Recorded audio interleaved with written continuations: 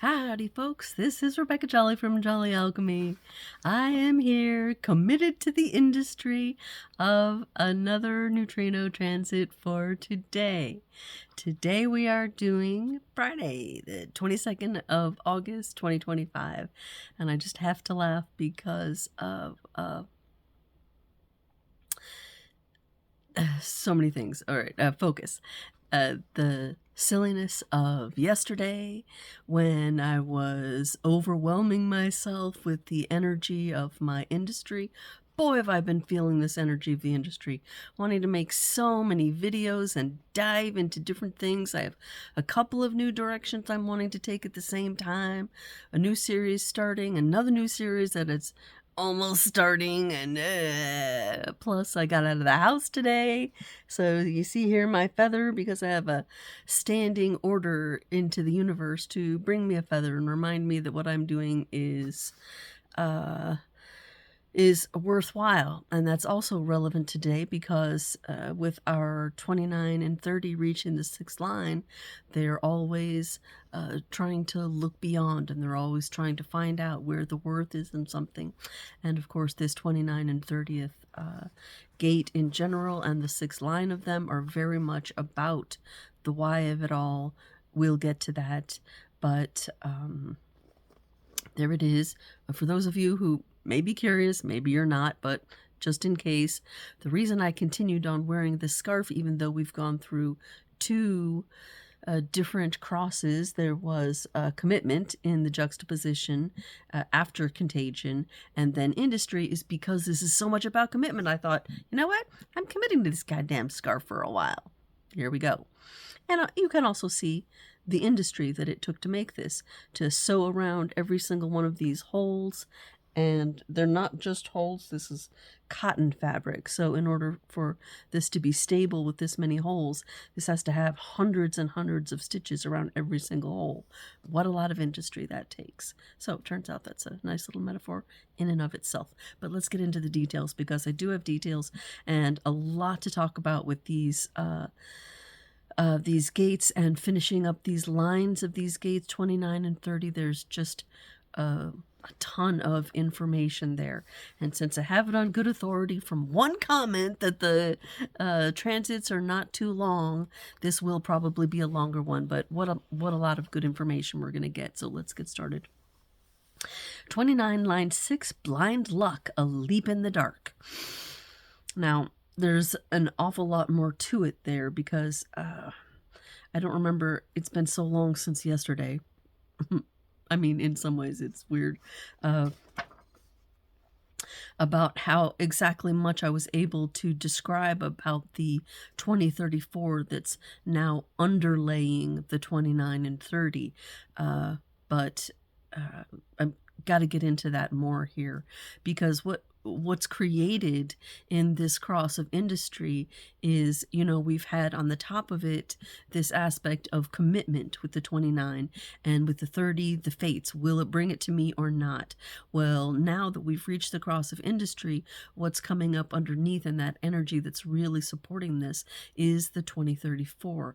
Now, the 2034 is a very interesting, challenging, sometimes difficult kind of a definition to have. It's one of only 3 definitions where the leg, reaching across the wheel carries its own definition.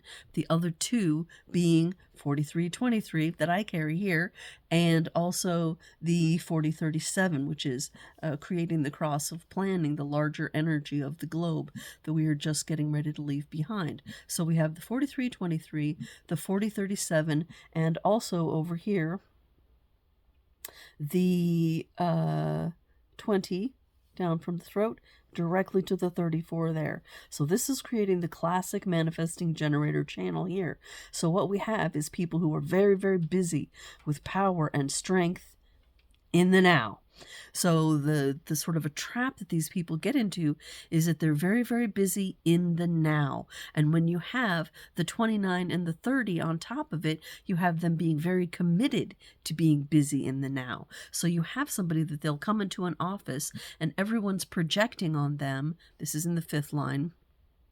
But it also works for the sixth, that they can do the thing, that they can carry the load, that they can commit to this, that they can do all the things. So they get busy with this, then this person gives them this and this and this and this and this and this, and suddenly they're so busy with every little thing from every little person, they can become completely overwhelmed. That's what was happening in 29.5, overreaching oneself, okay? That's why Ross said these people need very much to have guidance in their lives. Otherwise, they can just sit and spin and get spun in place so much that it just kills them to carry so much burden. And interestingly enough, the 29th line, or the 29th gate, this gate here of commitment, is very much having to do with the end of channels and even the end of life. Ross said that these people, you will see them dying before they die, so to speak. You'll see them just reaching the point where they're just done. And they're not dead yet, but you can tell they're done. They're getting ready to go. And then, good dunk, for fuck's sake, they just keel over and die. So there is an aspect to this whole thing of being able to commit too much. Yeah. And Ross said, especially once you get to this sixth line, it's very important that these people know, because they have that 2034 energy underneath, this energy of being constantly busy, that life's a bitch, life's hard, but you have what it takes to persevere through it. You've got what it takes. Keep on with this, little toaster. You're going to be fine. You're going to make it. And just knowing that kind of can give them the strength to go on through what they're going to find.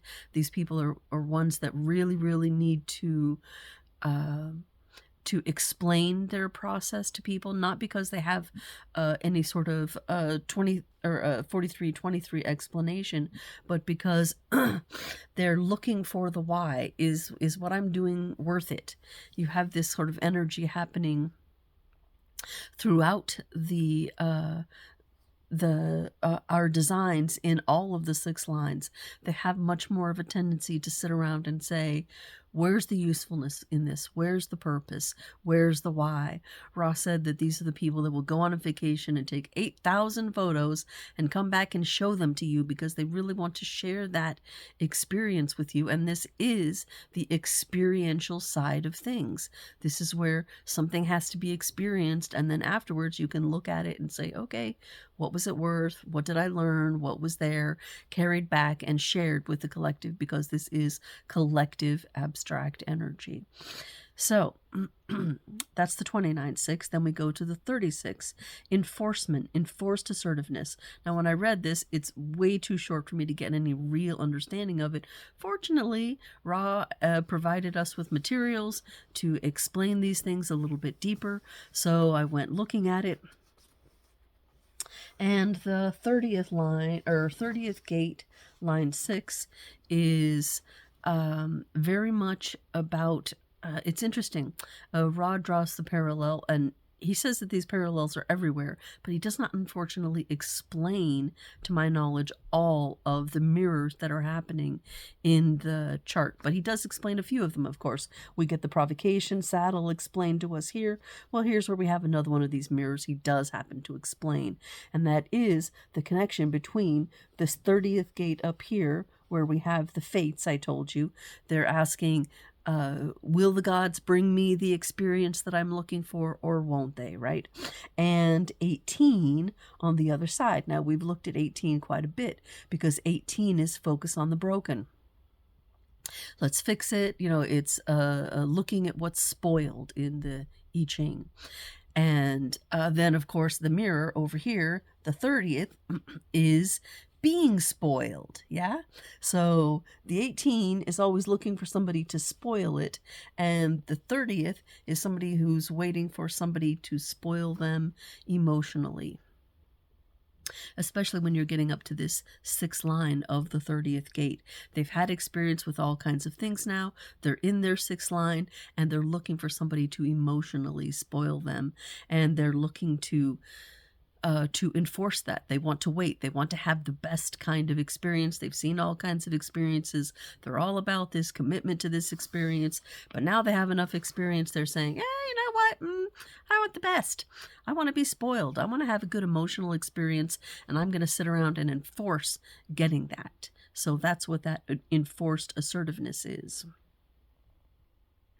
Very interesting energy there, especially when you pair it with that 2034 that's on the underside and really maintaining that busyness. You know, these are people that are going to really, really be looking for the best thing to commit to in order to be busy and carry that that energy of commitment in the now. What an interesting kind of thing we have in this cross of industry. I know somebody indirectly who has this cross, and he's very busy with trimming bushes. The French love that sort of thing.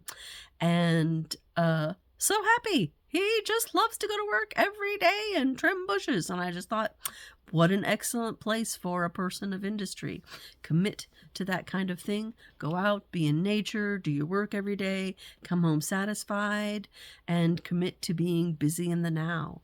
And he has, with his partner, all kinds of plans to redo landscaping and gardening and trimming of many, many bushes. So what an interesting energy to carry that is. Our moon starts off in 7-5 today. That is the general sanction to lead absolutistically. And if this sounds familiar to you, it is perhaps because we just went through this energy in our missions of the transit, that top two lines of the transit, which today is 29 and 30. But just recently we were looking at the nature of leadership, and the 7 is this energy of the Chief of Staff. This one's always a little bit slow to come to me, the name of it. But yeah, Chief of Staff is the 7. It's about the nature of leadership and authority. We're looking at a roll gate there. This was the 9th of August that we went through this energy. When the moon is done with 7-5, it will be going through 4. That's the gate of formalization right here. So these are people who have ideas that might have things of answers, things the way they might be, but not necessarily looking to make those answers practical. It's just lots of ideas. And then the moon will go to 29, interestingly enough. So we'll have some babies being born today who have not only the 29 showing up in their sun activation, their conscious sun, but it will also be showing up in their moon. So it'll be not only their mission, but their drive on the underneath. We're going to have one hell of a lot of committed people showing up in 20 years from this energy being born today. Very interesting energy. And then when the moon is done with 29, it will move into 59. Because if you've lost the plot and you don't know what to do, the message from the wheel is, go out and have sex, you fool, and remind yourself how wonderful it is to be in the body and to be here on earth, to have this physicality that we've been blessed with. How interesting is that, right? And that also gives us a little bit of a heads up of what's coming for us in the wheel on our cross tomorrow, because our cross tomorrow will be diving into that 59th energy along with the 55. So very interesting things coming there, but no time to look at that today. But just to know that energy of the 59 will be carrying us through the night, so that the same way we had the possibility of 2 29th activations today, we will be carrying the last bit of the possibility to have 2 59th gate activations tomorrow. It's so fascinating the way all these numbers work out. It really is cycles within cycles, as above, so below. I'm fascinated by it still. All right, our Mercury energy is now trundling up, starting to get grinding again after having been in its retrograde. It moves to 33.4. Dignified retreat for regeneration. We have also seen this recently in our 1333 because we recently were looking at the energy of retreat and being the witness, regeneration, all that sort of thing. And I told you this is actually energy that I carry in my chart. And there it is right there in the 33, line 4. Interestingly enough, I also carry our Venus energy for today, and that's 62, line 6, which is self-discipline. Disciplined detail work leads to material success. Well, let's see about that.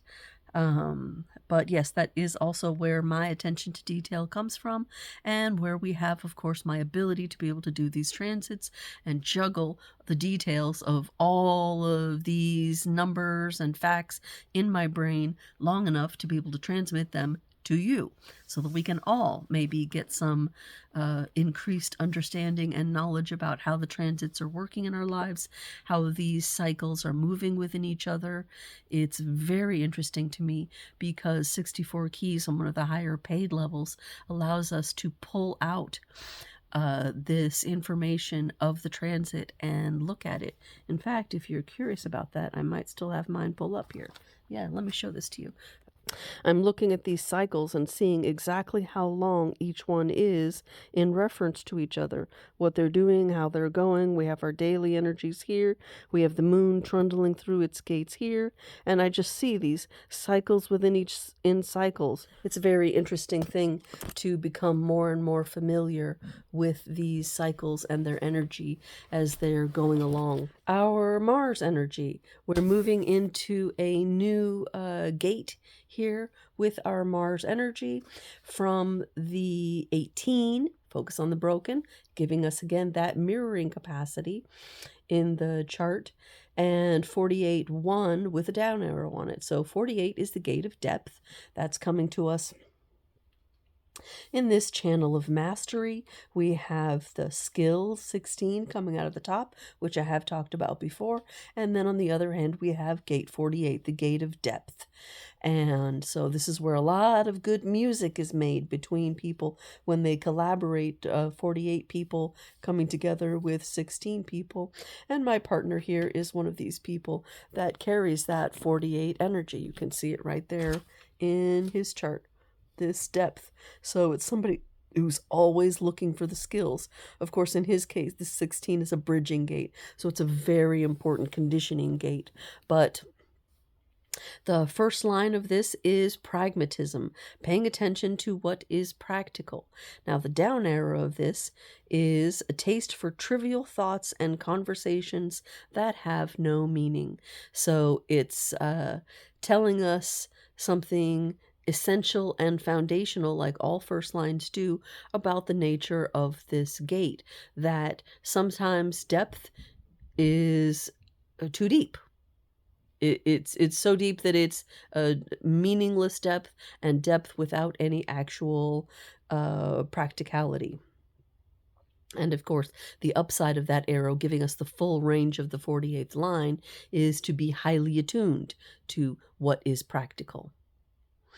So, if you're looking for depth that's useful today, it might not be happening, but we will be moving through the proper amount of depth for actually deep things to be happening in the next week or so. So if you find yourself wanting to dive extra deep, like I am, understand that that's because of the nature of the transit that we will be feeling now and going forward for the next few days. All right, so what had me overwhelmed yesterday was actually Pluto energy. And it's interesting because I've been studying Pluto much more in looking at medium cycles. So I've been doing these extra perhaps overcommitted videos about larger cycles, global cycles, how our global theme is bridging from the old to the new, the cross of planning to the cross of the phoenix, and what that means for us. These what I've named sort of fondly is the spider bridge. Speaking of which, I have these brand new baby spiders all over my house. My children complained about this very much when they were little. They did not like seeing spiders all over the house, but I do seem to be the patron goddess of itty bitty things, moths and flies and spiders and ticks and fleas and all the little things want to come see me. So there are spiders all over the house now. Particularly, there's one right next to my light switch for this room. So every day I come in this room and want to go to work, and the spider's like, "Oh, come on now, lady, I'm already built up over here." And I'm like, "No, I gotta have access to this light every single day, dude. Get on up where I can't see you, but it's okay for you to live up in the corners." So anyway, the overwhelming the things, yes. So I was in these longer videos looking at the larger cycles, but then at the same time I'm also starting to make a deeper dive into some of these medium cycles where the Pluto energy is really reigning in what we're doing generationally speaking. The differences between, say, the boomer generation, and then we have X and Y, the millennials, and then Z, and how the differences in these generations are playing out in the workplace. You will see some videos coming in about this as well, because as I said, I'm really about cycles within cycles, layers within layers, levels within levels, as above, so below. We have so much mirroring going on, and it's about looking and tracking where all of these mirrors are currently carrying us. So in that theme, we have a shift here. It is temporary, but it's going to be having long-lasting effects for sure in the Pluto energy, which has been carrying, as you might remember, for a while now, the 41-1. And it's made a shift, like I said, a temporary shift, because Pluto is in retrograde. So it means it's going to sit here and lounge on 60 for a while, but it will be revving up and going back into, I don't know if we're going to go actually into 6.5 or not, but one way or another, it's going to get back up so that we're in 41 in 2027 for the starting of the whole new cycle, as far as that actual shift between the cross of planning and the cross of the sleeping phoenix. So we're visiting here for a while, but until we go out of it, we are definitely here for a while. And I have such a great example for this today, so let's get into it. 60 line 6, rigidity. The rigidity to keep up limitations. Very interesting energy. And since it's Pluto energy and it's going to be with us for a while, I thought, let's look at both ends of that extreme, because we are going to be seeing this extreme in the global sphere. So here we go. 60 on the upside of it. Now, there isn't actually any arrow on this. It just means we're going to be feeling the full range of things. We're not going to have a tendency to sit on one side or the other, which is why I want to give you both the light and the shadow on this line of this gate. So the light side of it, or the up arrow side of this energy, is the rigidity to maintain limitations, but at the same time allowing for deviations and innovations to lessen their severity. And then the shadow side of it, the other extreme, is the dogmatic and principled approach, which can be so uncompromising and brutal in its severity that the restraint resulting from it can be unbearable. All right, what are we talking here when we're talking about this rigidity? It's very interesting, because I don't watch the news. I don't really keep track of what's going on in the world, right? My only connections really with what's practically going on in the outside world come from my partner, who's a 6'2", he feels it's very interesting and very needful to maintain connection with what's going on in the world so that he can be an informed speaker about it. He knows I don't like politics, but some of it naturally spills over from him into me, yes. And also I have a daughter who's cross of the laws, so she's carrying this 60 energy. It's not line 6 in her case, I believe.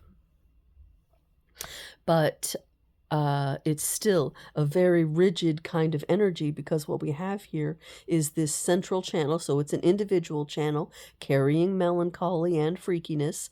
And the third line on the top is coming down from the sacral center, and that's about mutative change. But the 60 down from the root is a pressure to maintain traditions and keep things the way they are. My example about this is my favorite cult, the Mormons.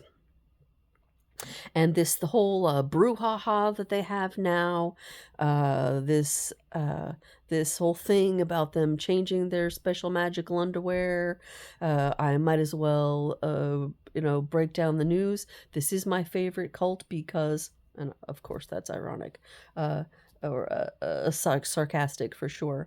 This is the cult where I found myself chained and very much kept in line for many, many years and decades. So I am one of these people and one of these women who was wearing the special underwear for many years. Felt like many years. It wasn't actually that many years, because it wasn't that long after going to the temple, only one 7-year cycle, before I was able to see that it was not my kind of a crowd. It was not my group. This was a boys' club, and I did not have the equipment to win this game, so I walked away. But the point that I'm making is we see here a really nice example of rigidity to keep up limitations. And this is sort of a reflection of something that we're seeing going on the global scale, which is why I'm talking about it here. This desire for those who have been in power, the old white men of our planet, to maintain these rigid restrictions, to put women back in their places, and at the same time to have this energy of, okay, well, we got to release it a little bit because it's really choked up too far. We're losing all of our women. So rather than lose all of our women, let's let them wear their little shoulder straps now and make the special garments from something that has that capped sleeve, and therefore necessitates that their women's fashions be very much more covered than the norm, especially in America. And they said it's not for Americans. Okay. Into something that's smaller, so that now the women are all happy. Boy, now we can be happy, productive Mormons, because our closets now can carry things that are only this wide. Okay, whatever. To me, it's some mental masturbation, because if they think they're going to fool women by, and they will fool some women, of course, by allowing them to wear a more revealing kind of clothing, then, well, let's just see how that works out for them. At the same time that you have some women being totally happy with these new changes in their special wardrobe, they also have women who are going, what the hell? We've been working under these restrictions for, decades, our whole entire lives, perhaps, and now all of a sudden the thing that made us special and important is not anymore. So look for a lot of friction to be happening in one of the largest cults in the world, and it is because of this 66 energy that we are having right now. 60 Gate 60, line 6, dealing with this rigidity everywhere. The world is really, really chewing right now on this subject of what is the place of women. Are they here just to carry babies, or are they actually people in their own rights? I wonder. Well, we're going to be working that out and figuring it out on a global scale, and really chewing on this question now as the Pluto dives into this time of stuckness in the 60. So look forward to this time. We're going to be chewing on this. We're going to be looking this. We're going to be seeing this energy on the political scale. So have fun with that. The song for today is to give us some hope. This is The Wheel by Jerry Garcia and the Grateful Dead. Of course, there's many versions of this song, but the wheel is about that cyclical learning cycle. Every time the wheel turns around, it's bound to cover just a little more ground. We are going to get through this, and we are going to return back to this longing for the new beginning cycle. So, until tomorrow, and our new cross, which carries the 55 and the 59, you take care of yourselves. I will see you. Ciao.